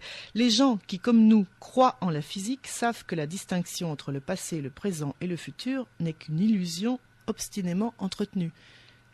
Alors ça va très loin, parce que alors voulu ou pas, à travers cette citation, est-ce qu'il a voulu dire que c'était voulu, cette obstination à vouloir garder un esprit rationnel, cartésien, ou pas? Et ce qu'il veut dire surtout, c'est que il imagine, apparemment, un univers dans lequel, parce que c'est ça l'hypothèse aussi quand même quelque part, c'est on peut imaginer un univers, différents niveaux, l'univers, le nôtre, qui est celui de la macrophysique, avec des lois, des forces qu'on peut mesurer et qui sont avec des lois déterministes, c'est-à-dire que comme pour l'histoire de la pomme de Newton, vous savez que s'il y a une pomme qui est accrochée à un arbre et qu'elle fait tel poids, qu'à telle distance jusqu'au sol, on sait combien de temps elle mettra pour toucher le sol. Voilà, c'est déterministe, on peut en tirer une règle, une loi. C'est vrai, ça fait partie de notre monde. C'est la macrophysique, c'est le monde dans lequel on est. La physique quantique est dans un autre univers. La physique quantique, c'est tout ce qui est subatomique, c'est ce qui est dans le micro. Et bon, là, je simplifie parce que la physique quantique, d'abord, c'est très difficile à bien comprendre. Moi, j'ai passé beaucoup de temps pour essayer de comprendre. Voilà, mais c'est vrai que c'est très difficile. En tout cas, ce qu'il faut retenir de la physique quantique, c'est que dans le monde subatomique, ce qui régit le monde subatomique, c'est le hasard. Tout ce qui se produit est aléatoire, c'est-à-dire est le fruit du hasard. La loi déterministe du macro-monde ne marche plus. Et donc ça pose, bien sûr, ça remet en question beaucoup de choses. Et alors l'une des hypothèses des parapsychologues, c'est que cet univers, les règles qui régissent cet univers subatomique pourraient être une clé pour comprendre les phénomènes paranormaux. C'est l'une des hypothèses, parce qu'on peut parler que d'hypothèses aujourd'hui. En tout cas, dans cet univers-là, le passé, le présent et le futur n'ont plus... Ça n'a rien à voir, tout est relatif. Voilà, tout est relatif. Il y a un temps permanent, tout est relatif, voilà, tout à fait. Tout est relatif en permanence, quoi. Tout est virtuel. Et ce qui nous sert dans le macro-monde, c'est-à-dire le présent, le futur, le temps, le temps n'a plus de prise voilà, tout à fait. dans le subatomique. Voilà. D'accord. Voilà, donc on peut imaginer, c'est une hypothèse retenue, on peut imaginer que la conscience, l'univers de la conscience, ce soit un univers parallèle au nôtre, où le temps n'a plus prise, où le temps est universel, permanent, je ne sais pas comment il faut dire, mais en tout cas, donc, que parfois, notre cerveau, pour des raisons XY, alors de dysfonctionnement, on parlait tout à l'heure des autistes ou des gens, voilà, ou par des capacités particulières, à un moment, le cerveau a la capacité d'atteindre cet univers parallèle qui serait l'univers de la conscience, où il n'y a pas de présent, il n'y a pas de passé, il n'y a pas de futur, il n'y a pas de vitesse non plus. C'est une sorte d'omniprésence, omniscience, quelque part. Oui. Tout à fait. Bon, c'est une hypothèse. Mais en tout cas, ce qui est intéressant, c'est qu'Einstein dit, on sait bien, nous, que finalement, on en a besoin pour faire nos calculs, etc. Ça ne veut pas dire que ça n'existe pas, mais qu'en soi, ça ne veut rien dire. Donc c'est intéressant, parce que on est dans un autre univers. Alors pour revenir un petit peu à la radiesthésie, je voudrais reprendre un point, comme quoi la radiesthésie, donc le fait de se servir d'un pendule comme support pour deviner les choses, c'est un moyen qui a servi aux enquêtes policières, notamment en France, pour des enfants disparus ou autres. C'est des faits, c'est quelque chose de très concret là encore. Alors là aussi, il y a beaucoup j'allais dire d'hypocrisie, parce que c'est un peu vrai. Quand je préparais mon film pour Envoyé spécial, je voulais retrouver justement... je voulais, par exemple, interviewé des gens qui disent, des policiers qui disent nous avons recours à des magnétiseurs qui utilisent un pendule, ou pas d'ailleurs, enfin bref, pour retrouver les disparus. Et finalement, il n'y en a aucun qui veut le dire devant une caméra. Ils le font, mais c'est très difficile à assumer devant une caméra. Voilà. Aux États-Unis, pas du tout. Hein. Aux États-Unis, je rapporte une histoire de clairvoyance, là, notamment d'une voyante, donc qui est sollicitée régulièrement en Californie pour retrouver des disparus. Je rapporte une histoire. C'est officiel. Enfin, il n'y a pas de honte à le faire. Enfin, mais en France, on a un double. Ça se fait, mais vous voyez, je m'attendais pas à ça parce que j'ai eu l'occasion de voir ça à la télévision notamment, et le fait que vous me dites, essayez d'avoir des renseignements. C'est très dur. Je vais pas dire qu'on peut toujours tomber sur quelqu'un, c'est possible, que j'ai un confrère qui est tombé sur le bon policier qui a accepté, mais c'est très difficile. Hein. D'accord. Tout comme c'est très difficile, par exemple, quand moi j'ai travaillé beaucoup sur les guérisseurs. Par exemple, on vous dit, dans tel hôpital, le service des brûlés, des grands brûlés, fait appel à des coupeurs de feu pour, vous savez, couper le feu, quoi. Alors, bon, très bien. Et puis vous appelez, et officiellement, personne ne veut confirmer que c'est vrai, vous voyez. Alors que vous passez la frontière à Genève, dans le principal hôpital de Genève, on fait appel systématiquement à un coupeur de feu, un magnétiseur, pour les grands brûlés, parce que c'est une manière d'enlever la douleur, donc ils ont constaté, et ça marche, et c'est mieux que de donner de la morphine, et voilà, ils le font, et c'est officiel, quoi. Enfin, vous voyez ce que je veux dire. En France, c'est toujours un peu, bon. Assez étonnant. Donc nous avons parlé aussi de la précognition, qui est donc ce moyen que certaines personnes, certains individus auraient de pouvoir lire à travers le passé, le présent, le futur. Notamment que ce genre de clairvoyance arrivait à l'approche d'un danger imminent aussi, d'où ce qu'on pourrait appeler ce sixième sens, le titre de votre livre. Est-ce que finalement l'être humain reprendrait des caractéristiques, je dirais, du monde animal, quand on dit que les animaux marchent à l'instinct? Est-ce que l'instinct ne serait pas ce sixième sens quelque part? Est-ce que les animaux ont peut-être aussi cette perception de certaines choses que l'être humain n'a pas ou n'a plus? Une des hypothèses, c'est qu'il est, par exemple, le sixième sens, qui est donc la capacité de sentir la prééminence d'un danger. Hein. Alors, on dit que les hommes de la préhistoire l'avaient. Hein. Ils sentaient quand un danger allait arriver. Bon. En tout cas, là encore, des expériences ont été menées très intéressantes. Dont une, ça a commencé, c'est marrant parce que ça a commencé tout à fait par hasard. C'était un psychologue, le professeur Klintman en Suède, qui travaillait, lui, sur le cerveau et sur les capacités du cerveau. Et il mène une expérience qui va déboucher ensuite sur d'autres expériences, cette fois-ci en parapsychologie. Donc l'expérience est la suivante, c'est-à-dire qu'il demande à des gens Alors, il leur présente une couleur, par exemple rouge, jaune, vert.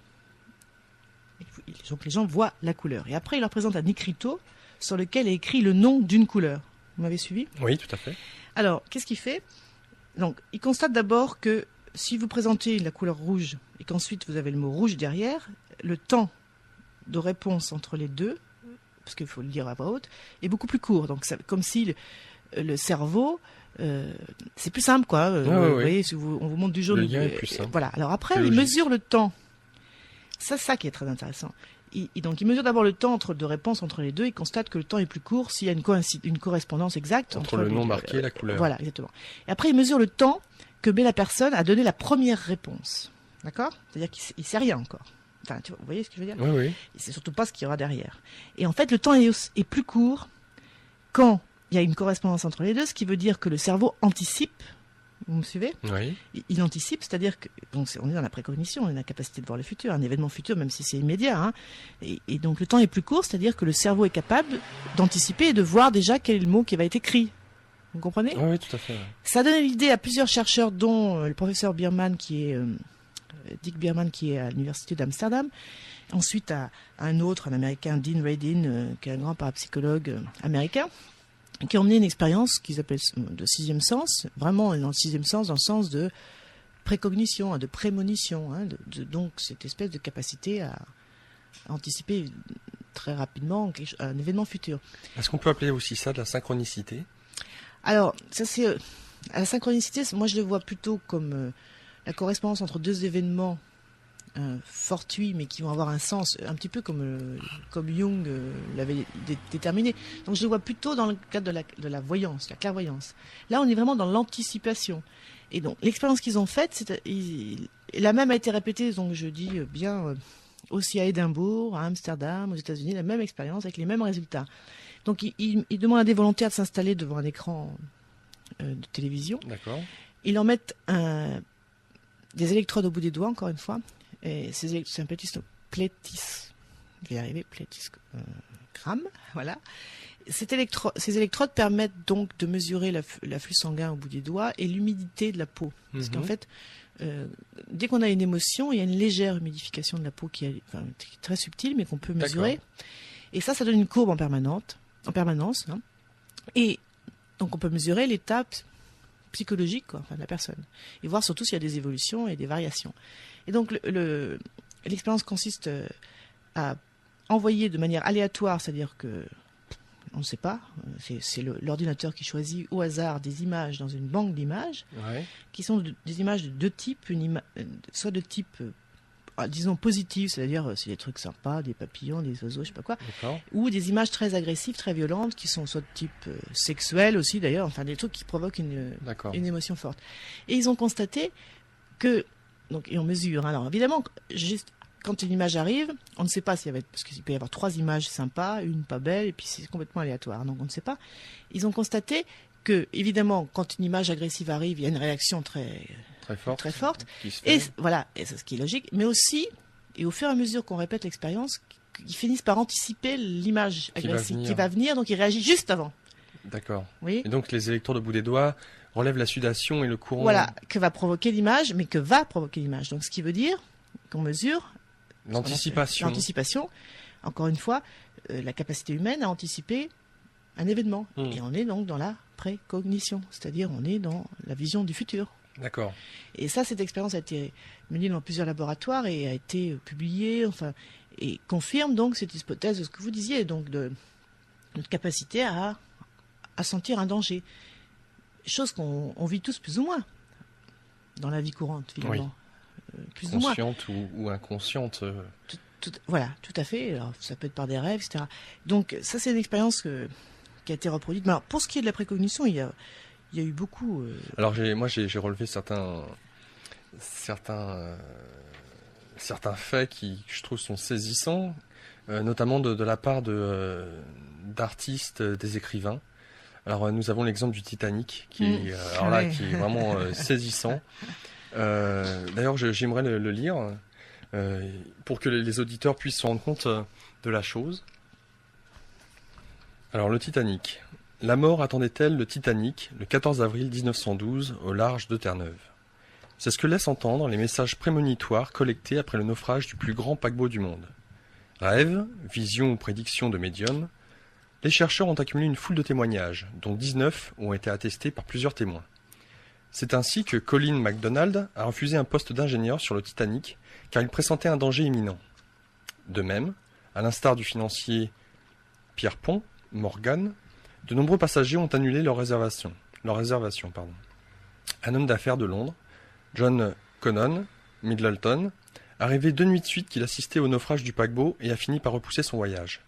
Sans oublier Madame Marshall, qui, juchée sur le toit de sa maison avec sa famille pour voir le Titanic doubler l'île de Wright, s'est écriée, terrifiée, « Il va sombrer !» 14 ans plus tard, une catastrophe similaire avait été... Excusez-moi.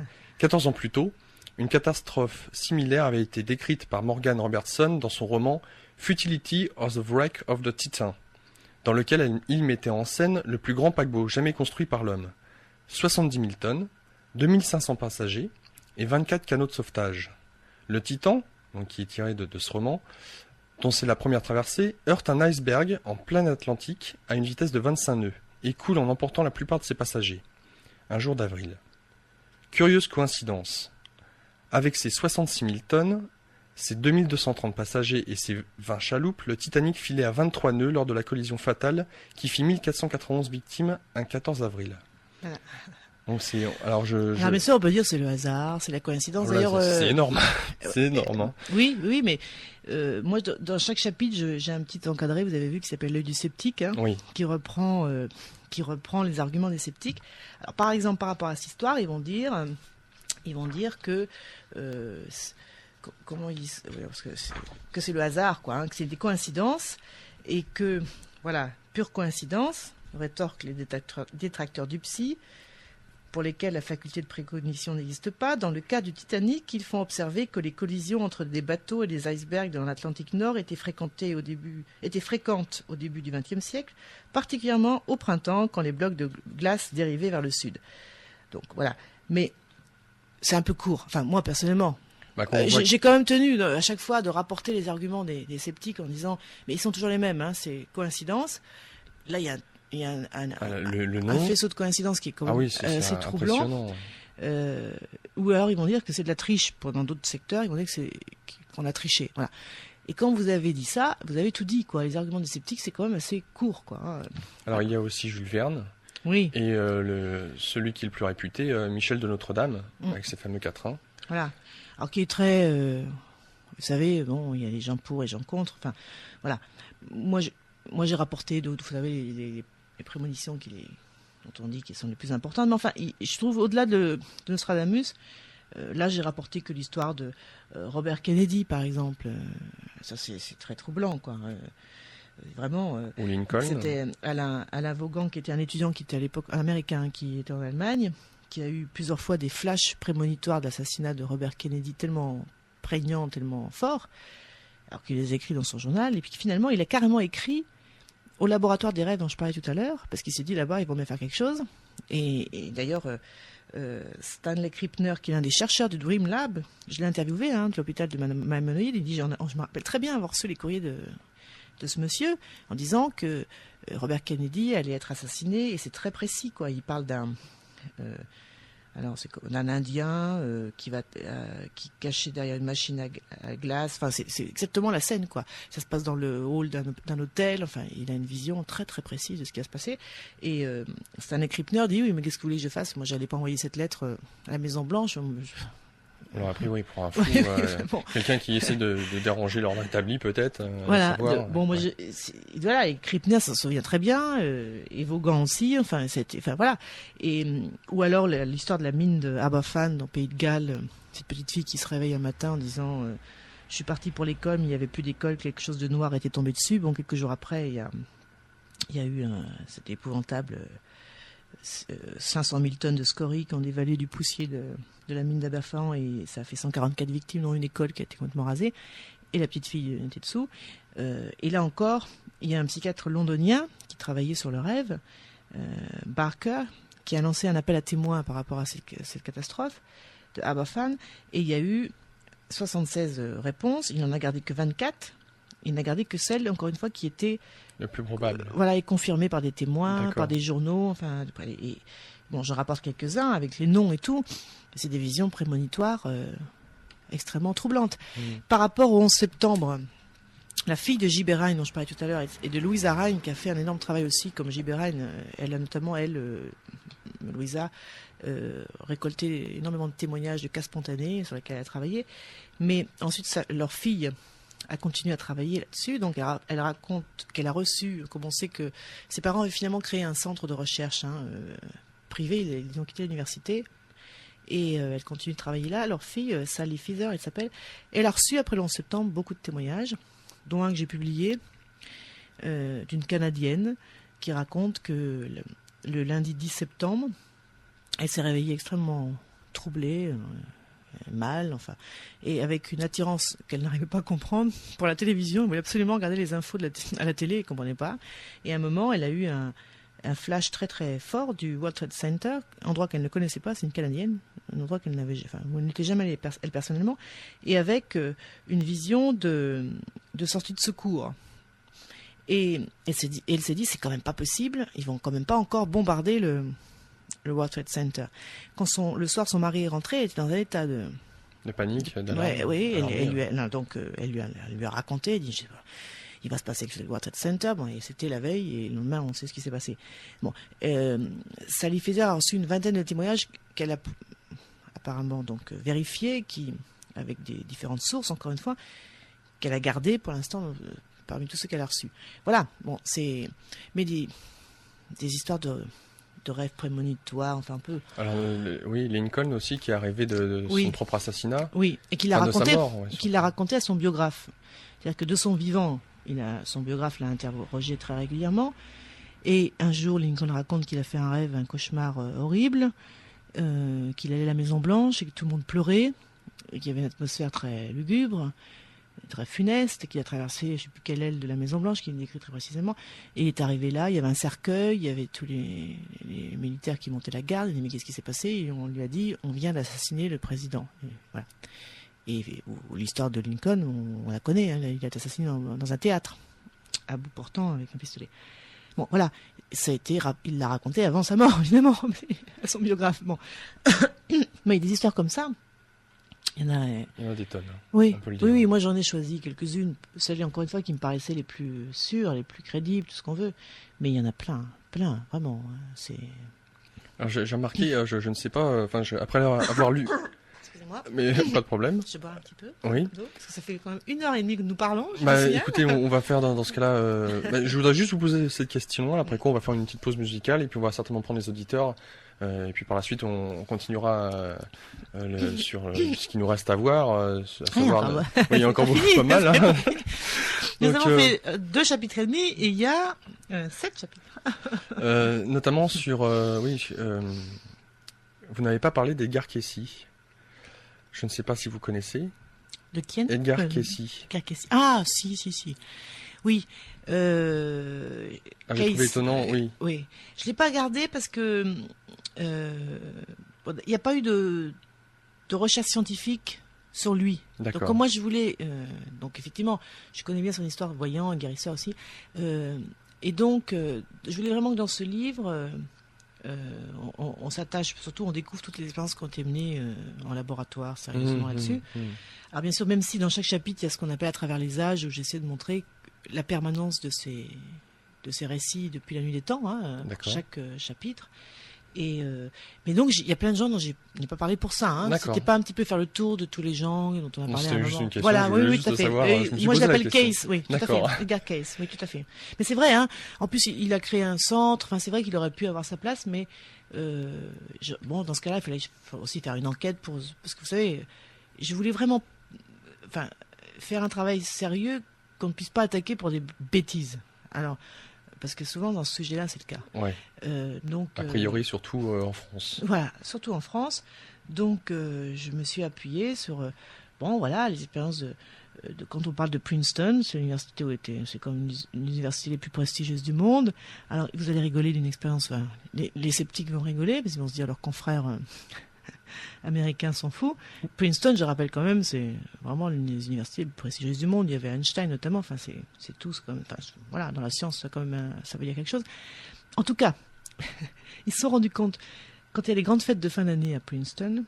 C'est vraiment quelque chose de très solennel. Hein. On est en uniforme, etc. Pour les étudiants, on appelle ça, je ne sais plus comment, ça porte un nom. Pendant 4 jours, ils font des grandes fêtes et tout. Ils leur remet les diplômes, etc. Oui, je me souviens de ce passage-là, oui. Et donc ça se passe, notamment il y a une fête qui a lieu dehors, et ils se sont rendus compte que chaque année le beau temps était présent. Voilà. Donc, Princeton béni des dieux. Donc ils se sont rendus compte que chaque année, quand il y avait ces fêtes qui duraient 4 jours en plein air, où il y avait des milliers de personnes, et quand j'ai des milliers de personnes, c'est tous les étudiants, leurs familles, les profs, et puis Clinton qui est invité, parce que dans l'occurrence, le président, c'est vraiment quelque chose de très important où va sortir l'élite du pays, quoi. Hein. Donc, ce sont des milliers de personnes qui espèrent qu'il ne pleuvra pas, quoi, en fait. C'est ça le truc. Il ne faut pas que la fête soit gâchée. Oui. Voilà, il ne faut pas que la fête soit gâchée. Et donc, ils ont constaté qu'il pleuvait jamais ces 4 jours-là, à tel point que les journaux du coin le rapportent, et comme une blague, quoi, en disant de toute façon, on peut faire n'importe quoi pendant les fêtes de Princeton, c'est-à-dire pique-niquer, tout ce qu'on veut, parce qu'il pleut jamais pendant les fêtes. Ils ont fait une étude, je vais vous dire, ici les sceptiques, ils sont vraiment barges chez les Américains, toute université de Princeton que ce soit. Donc ils ont fait une étude, ils ont comparé avec les rapports de la météo depuis qu'elle existe, alors je sais plus, je le dis, depuis quand ça existe, bref, la pluviométrie dans l'État de Virginie où ça se passe, ensuite à Princeton et les villes aux alentours. Ils ont constaté qu'il y avait à chaque fois un micro-phénomène très localisé qui faisait qu'il pleuvait, je ne sais plus combien de fois de moins, à Princeton ces jours-là. Alors qu'autour... il pouvait plus... Voilà. Alors, évidemment, l'une des hypothèses d'un de ces types qui travaillent là-dessus, c'est de dire, on s'est intéressé, vous savez, l'aile du papillon, un micro-phénomène qui peut provoquer... l'aile du papillon peut changer la face du monde. Oui, tout à fait. Alors l'autre hypothèse, c'est de se dire, parce que quand on va arriver au chapitre psychokinèse, c'est très intéressant. Enfin, la micro-psychokinèse, c'est des expériences extraordinaires. Enfin, pour moi, c'est très, très troublant. L'autre hypothèse, c'est de se dire que la volonté de toutes ces personnes qui ne pleuvent pas influence le phénomène de la pluie, tout simplement. Il ne pleut pas. Et en tout cas, ce qui est sûr, c'est que dans la tradition humaine, aux quatre coins du monde, il y a toujours eu des rites concernant la pluie, pour la faire tomber, pour la faire arrêter, etc. Donc la conviction que on pouvait, par notre volonté, influencer ce phénomène. Ouais. En tout cas, ça existe depuis tout le temps. Les anthropologues vous le disent. Il y a encore des rites de la pluie un peu partout sur la planète. En tout cas, ce que rapportent les traditions, eh bien, est conforté par une étude faite par des universitaires de l'université de Princeton. D'accord. Je voudrais revenir juste un petit peu en arrière. Il est vrai que dans les grandes civilisations, telles que les Grecs ou les Mayas, faisaient appel aux voyants, avaient des... alors, la Pythie pour les Grecs. Delphes, oui. Alors c'était quoi, une vierge qui était maintenue à l'écart, isolée, qui jeûnait, qui avait un régime bien particulier. Oui, qui était restée célibataire, abstinence sexuelle. Caractéristique qu'on retrouve chez tous les religieux, la plupart des religions, c'est-à-dire une préparation, le jeûne en tout cas, l'abstinence sexuelle très souvent aussi d'ailleurs, un moment de rentrer en méditation ou en transe, etc. Et ensuite, quand vous lisez les textes, la petite Delphes, c'était vraiment, faut replacer ça dans le contexte, mais c'était comme une star chez nous, c'est-à-dire on venait de partout la consulter. Donc elle rentrait en transe, et il y avait tout un rituel qui faisait, alors on a essayé de trouver comment, pourquoi, qu'est-ce qui faisait qu'elle rentrait en transe, il y a eu plusieurs hypothèses. Elle rentrait en transe et elle parlait. D'ailleurs, c'était tellement en état de transe quand elle se réveillait sous rien. Et il y avait des secrétaires qui notaient ses prophéties. Et voilà. Alors, la petite Delphes était l'une des plus célèbres de l'époque, mais les oracles ont toujours... les oracles, ça veut dire par la bouche de Dieu. Donc, en fait, les dieux s'expriment à travers la bouche ce sont des médiums, quoi, en fait. Et c'est vrai que c'est une chose qu'on retrouve dans toutes les civilisations, c'est-à-dire le désir de l'homme de communiquer avec les divinités, et notamment de les consulter ou de les influencer d'ailleurs, par des rites, pour connaître son futur et prévenir l'avenir, quoi. Et ça, c'est récurrent, on retrouve ça aussi bien en Chine en Chine, mais aussi chez les prophètes juifs, c'est le Yiking pour la Chine, etc. On retrouve ça depuis tout le temps. Alors, je voudrais faire une petite parenthèse à ce moment-là de notre émission. Vous l'avez dit tout à l'heure, vous avez été journaliste grand reporter, vous avez voyagé, vous avez vu beaucoup de choses, et moi j'aurais souhaité vous poser la question, et vous nous répondez dans ce que vous souhaitez. Qu'est-ce qui vous a poussé, qu'est-ce qui vous a amené à vous interroger sur tous ces phénomènes? Alors, c'est une question, je n'aime pas beaucoup y répondre, parce que quand j'y réponds, donc on se dit, ah bien, elle est complètement... Ça y est, d'accord. Elle n'est plus journaliste. D'accord, vous avez peur donc que ça entache Non, mais ça sera terminé, donc très très miné. D'accord. Bon, pour répondre très simplement, donc moi j'ai voyagé beaucoup effectivement, et au fil de mes voyages, il m'est toujours arrivé des histoires que je n'attendais pas. Alors, évidemment, les sceptiques comme Monsieur Gérard Miner, par exemple, quand vous vous trouvez face à lui sur un plateau de télévision, on y viendra aussi. Il dit ils disent toujours ça, ceux qui veulent vous convaincre que ça a commencé par hasard. Mais c'est la vérité complète, mais c'est comme ça. Donc j'ai rencontré des chamans. Une fois, je faisais un reportage en Bolivie sur la feuille de coca pour France 3, et je suis tombée sur un chaman qui lisait l'avenir dans les feuilles de coca. Et c'était une scène que je voulais filmer. parce que c'était l'un des usages traditionnels de la feuille de coca. C'était ça mon sujet. Hein. Donc la feuille de coca qui sert comme apport nutritif, qui est aussi un antalgique, antalgique, etc. Et puis dans les rites chamaniques. Voilà, tout à fait. Et donc voilà. Sauf que, par exemple, c'est une petite histoire, mais donc je filme un jeune qui vient le voir, le chaman, qui veut partir à la ville pour travailler, enfin bon, et qui vient le consulter. Bon. Sauf qu'après, le chaman me retient et il commence à me parler. Et je ne connaissais pas du tout. Enfin, je veux dire, je venais d'arriver. J'étais arrivé après 24 heures de camion à travers les fleuves, parce que c'était au fin fond d'Altiplano. Enfin, c'est un endroit formidable d'ailleurs, mais vraiment très reculé, etc. Et il commence à me parler de moi comme ça. Et bon. Et du coup, je me suis assise et il m'a fait ma séance. D'accord. Et j'étais avec les caméramans, on était bouleversés. Enfin, moi, j'étais bouleversée. Enfin, bon, voilà, ça c'est une histoire. Mais il m'en est arrivé plusieurs, dont une à Cuba notamment, avec une voyante cubaine qui a été aussi très très bouleversante. Et voilà, mais c'est vrai qu'on se dit, tiens, c'est peut-être le hasard, c'est quoi. Jusqu'au jour où j'ai commencé à tomber sur des bouquins, en fait, à m'intéresser aux chamans de manière plus rigoureuse, quoi, en lisant des travaux d'anthropologues, enfin, voilà, au Mexique notamment, etc., Castañeda, etc. Et là, j'ai commencé à me dire, mais voilà, c'est comme un puzzle, on se dit, il y a des différentes pièces et ça commence à prendre forme, quoi.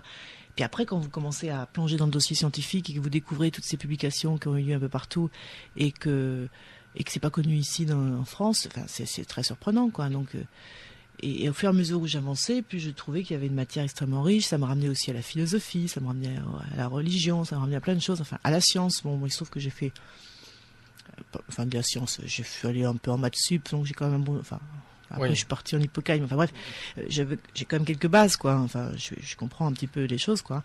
Et voilà.